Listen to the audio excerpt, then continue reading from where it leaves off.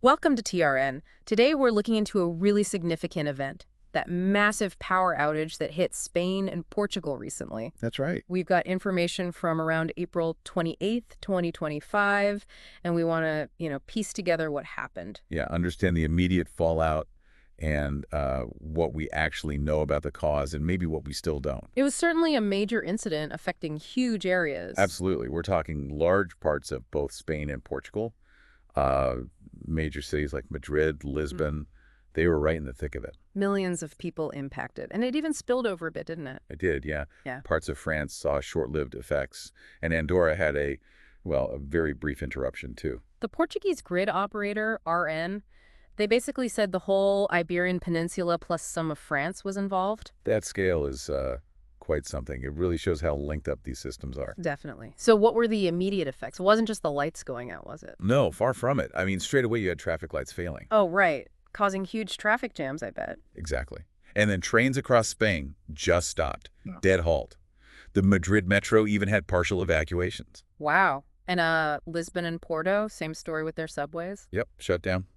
And it didn't stop there. Internet networks were disrupted. Okay. Phone lines became patchy. ATMs weren't fully working. We even heard reports of people stuck in elevators. That sounds like a nightmare scenario. It really does. And get this, even the Spanish parliament lost power. Seriously? And there was a Masters tennis tournament in Madrid interrupted. Spain's airport operator mentioned incidents. Meaning delays and problems, presumably? Almost certainly. They had to fire up emergency generators, which probably caused knock-on issues for travelers. It's just such a wide range of consequences. It really shows our dependence, doesn't it? So what were officials saying amidst all this chaos? Well, pretty quickly, both Spanish and Portuguese authorities came out saying there was no initial indication of a cyber attack. But they didn't rule it out completely. No, not at that point. Yeah. Which is was fairly standard. Portugal's acting PM, Luis Montenegro, their cybersecurity agency, even Antonio Costa from the EU Council, they all echoed that sentiment. No proof of a cyber attack yet. Right. Always the first worry these days, I suppose. It has to be. Then Spain's Prime Minister, Pedro Sanchez, he confirmed they didn't have solid info on the cause just then. And he warned against jumping to conclusions. He did. Urged people to rely on official updates and, interestingly, asked everyone to use mobile phones only for short, essential calls. Ah, to stop the networks getting overloaded. Precisely. And to keep emergency lines free for real emergencies. It suggests things were pretty tense on the ground. Sounds like it. He acknowledged some critical hours ahead. Yes, until power was restored. And later, he actually thanked France and Morocco for helping get power back up in the north and south of Spain. Okay, that's interesting. International cooperation kicking in. Definitely. And Sanchez was apparently in touch with the king, political groups, European partners, even NATO. Shows how seriously they were taking it. So, back to the cause then. Any theories floating around from official sources? The Portuguese grid operator, RAN, they pointed the finger at a problem originating in the Spanish grid. Okay. Any specifics? They mentioned something quite unusual, extreme temperature differences in Spain.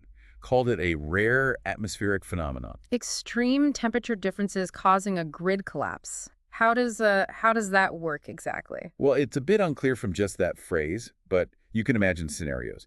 Maybe rapid temperature swings affecting demand, like everyone suddenly turning on heating or cooling. Possible. Or it could be the physical infrastructure itself being stressed by, sudden expansion or contraction of lines or equipment failure due to those temperature extremes. It's definitely something that needs more investigation than just atmospheric phenomena. Right, it sounds like an initial assessment. Meanwhile, Portugal's PM Montenegro sounded hopeful about a quick fix. Yeah, he expected power back in the coming hours. But the Spanish operator, Red Electrica, they were a bit more cautious. They estimated maybe 6 to 10 hours for a full restoration across Spain, which for a nationwide outage isn't actually that long, but it feels like an eternity when you're in it. True, but progress was made fairly quickly in some areas. Yes, by the afternoon of the 28th, reports came in that power was back in several regions. The north, south, west, Catalonia, Aragon, Basque Country, Galicia, Asturias, quite a few places. So the phased restoration seemed to be working. Yeah, it looks like it.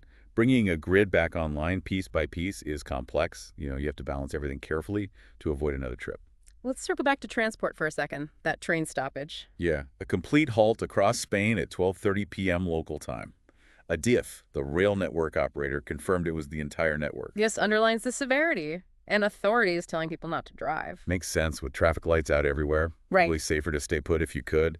It just shows how vital that steady flow of electricity is for, well, everything. Movement, economy. A modern society grinds to a halt pretty fast. It really does. Was there any good news on essential services? Hospitals, for instance? Yes, thankfully. Spanish health authorities reported hospitals weren't affected. Ah, because of backup generators. Exactly. That's crucial infrastructure, and it seems those contingency plans worked. That's a big relief. Definitely. And internationally, you mentioned Andorra and France briefly. Right. Andorra's outage was apparently just seconds long. They have an automatic reconnection to the French grid, which kicked in. Smart setup. Seems so. And parts of the French Basque Country near the border also had brief outages, but their operator, RTE, confirmed power was restored there too. So summing up, this whole event in Spain and Portugal is a stark reminder, isn't it? Absolutely, of how interconnected everything is, but also how vulnerable our modern infrastructure can be. And the potential cause, this rare atmospheric phenomenon. It's not the usual suspect like equipment failure or a cyber attack. No, it's not. It really underlines the need for robust systems that can handle unexpected environmental stresses, perhaps even things linked to, changing climate patterns. That's a thought.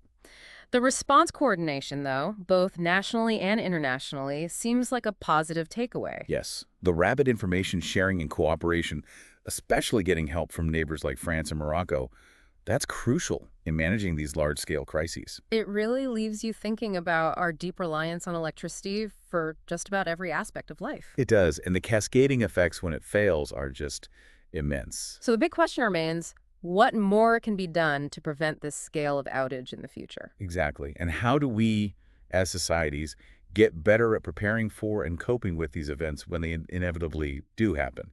Are our grids resilient enough? How do we improve crisis communication? Lots to consider.